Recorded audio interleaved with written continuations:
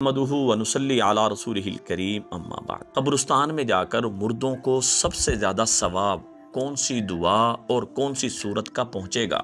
سب سے پہلے آپ نے جب قبرستان جانا ہے تو یہ اپنی زبان سے کہنا ہے کہ قبرستان والوں، تم سب پر اللہ کی سلامتی ہو، اللہ تمہاری بھی مغفرت فرمائے، ہماری بھی مغفرت فرمائے، اور ہم بھی تمہارے پیچھے آنے والے ہیں۔ اس کو اگر عربی میں کہہ لے تو آپ علیہ السلام کی زبان مبارک سے نکلے ہوئے الفاظ آپ دہرانے والے بن جائیں گے۔ پھر اس کے بعد آپ 3 دفعہ سورہ اخلاص پڑھیں گے۔ سورہ اخلاص پڑھ کر اس کا ثواب جتنی دنیا میں مسلمان مرد عورت موجود ہیں ان سب کو اس کا ثواب پہنچائیں گے۔ جب آپ اس کا ثواب پوری دنیا میں رہنے والے مسلمان مردوں اور عورتوں کو پہنچائیں گے تو اس کا ثواب ہوگا کتنا؟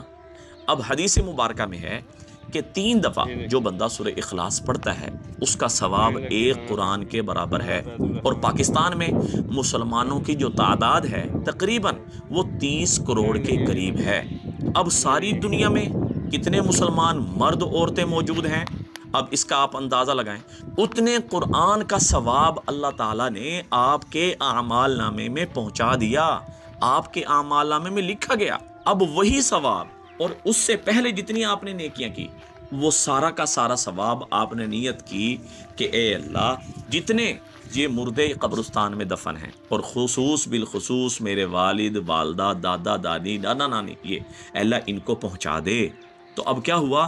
اتنے قرآن پڑھنے کا ثواب اللہ تعالیٰ نے آپ کو بھی دیا، آپ کے ثواب میں کوئی کمی نہیں، اور آپ کی برکت سے مردوں کو بھی وہ ثواب پہنچ گیا۔ اور حدیث مبارکہ میں ہے کہ مردہ آپ کے ثواب کے لیے اس طرح منتظر رہتا ہے جس طرح پانی میں ڈوبنے والا انتظار کر رہا ہوتا ہے۔ یہ تو 3 دفعہ سورہ اخلاص پڑھنے کی برکت سے 1 قرآن کا ثواب آپ کو ملا، اور آپ نے اس طریقے سے نیت کر کے اپنے مردوں کو زیادہ سے زیادہ ثواب پہنچایا۔ اگر آپ سورہ یاسین پڑھ لیں، حدیث مبارکہ میں ہے 1 دفعہ سورہ یاسین پڑھنے کا ثواب 10 قرآن پڑھنے کے برابر ہے۔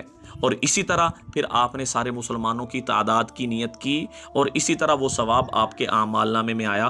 پہلے تو 1 قرآن کے اعتبار سے مثال کے طور پہ 1 کروڑ آیا، تو اب 10 قرآنوں کے حساب سے 10 کروڑ قرآنوں کا ثواب اللہ تعالیٰ نے آپ کو دے دیا، اور آپ نے اسی طرح مردوں کو آگے ہدیہ کر دیا۔ دیکھیں، یہ کسی حدیث میں نہیں ہے کہ اس طریقے سے آپ نے ثواب ہدیہ کرنا ہے۔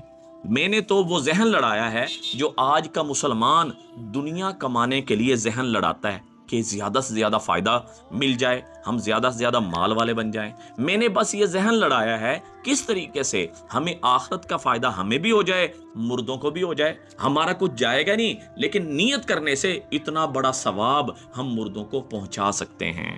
تو دعاؤں میں یاد رکھیں، صدقہ جاری سمجھ کے شیئر کریں۔ السلام علیکم ورحمۃ اللہ وبرکاتہ۔